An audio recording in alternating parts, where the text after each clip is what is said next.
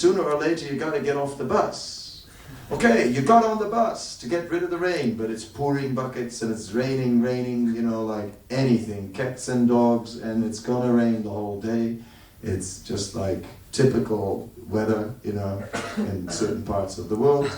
And it's just, and you look up and this is it for today, it's not gonna change. And you're on the bus, and then finally the voice comes, the last stop, all passengers get off. And that's it. You have to get off. So is that liberation from the rain? Not really. Therefore, the Mayavad liberation, where the Mayavadi actually goes out of this universe and enters into the Brahma Jyoti, is just like being on the bus. He's got to get back off. So that's the difficulty. Because the soul is not satisfied there. He cannot remain in the Brahma Jyoti because there the soul is not satisfied, because the soul can only be satisfied in serving Krishna. Nothing else can satisfy. And that's the conclusion. Therefore, Tatenu kampam susamiksamano bhujane vatmakritam vipakam ritpapapurvam yu vidadan namaste yu muktipade sadayabak. This verse establishes Tatenu kampam. One must be susamiksamano. One will get the mercy of the Lord if one is very tolerant and just tolerates everything. One who tolerates everything becomes the rightful heir of the mercy of the Lord and attains liberation, mukti pade. And it is said that one day Sri Chaitanya Mahaprabhu came and he met Sarvabhauma Bhattacharya. This is after Sarvabhauma Bhattacharya had become a devotee. And Sarvabhauma Bhattacharya was reciting this verse again and again. And as he was reciting this verse, the last line goes, Yu mukti pade sadaya bhak. And instead of chanting Mukti Pade, he was chanting Bhakti Pade. Yo Bhakti Pade Sadaya Bhak. So Sri Chaitanya Mahaprabhu was, what is this? You are changing the scriptures. That's, how can you change? And Sarvabhauma said, it's wrong. That verse is wrong. Right? It says Mukti Pade. But Mukti Pade is actually... Mukti is absolutely detestable. We don't desire mukti, it has to be one bhakti.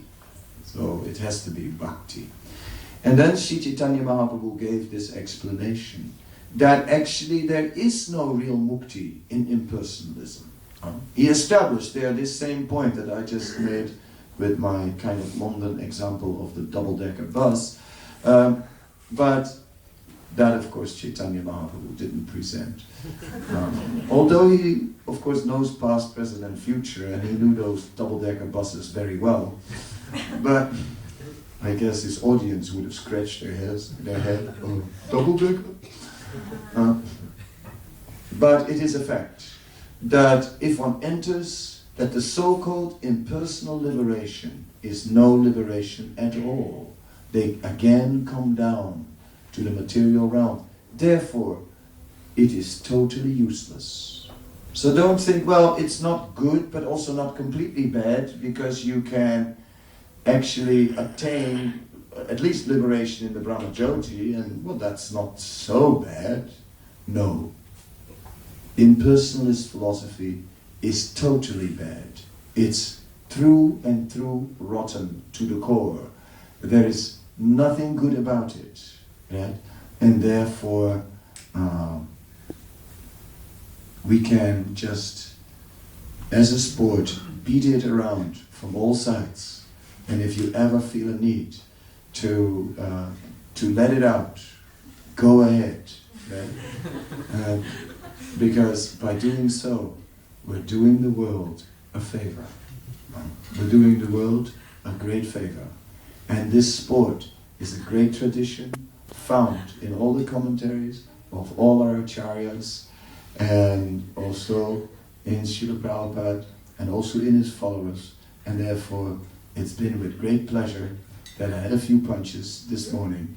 And if anyone would like to join me in this by adding a comment, right? Absolutely fine. Or if there is someone who would like to enter into the arena as a sparring partner, we are also open to that. Thank you very much. Any questions or comments? Yes. Thank you very much, Maharaj, for very nice class.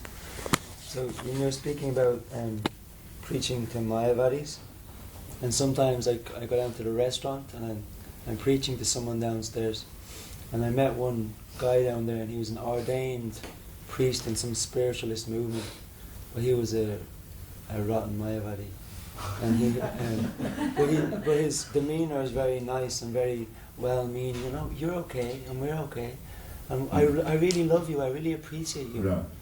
But we're all one. Yeah. I spend a lot of time speaking to him, and then he came to this point, and I realized this guy is really a Mayavadi. And then I started to get angry. I started to say, no, we're not friends. You're trying to kill me. Yeah. You're trying to kill me. And he said, no, I love you. And then when I lose my temper, I look like a fool. I look like I'm the one losing the argument. Everyone around thinks he's the calm sadhu and I'm the angry fool. You know? Well, you know, yeah. Anyway, of course, you are a fool.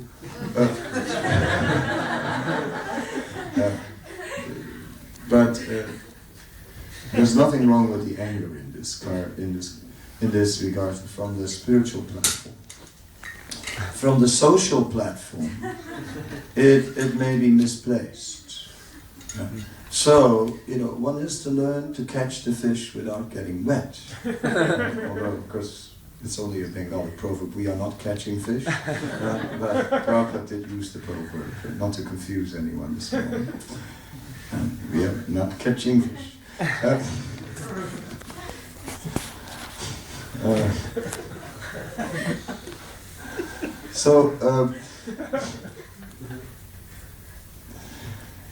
No, it's like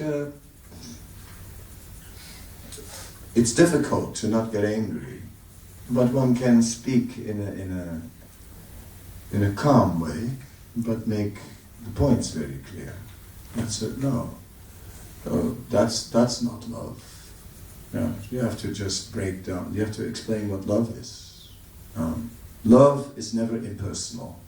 You cannot love anything impersonal. Love requires personality. Love means giving. Love means it's where there's no person, there's no love. What kind of love is that? Love. Love just is. Love is love. And love is static. So, but that is a static definition of love, right? You become free from material identification, and there you are.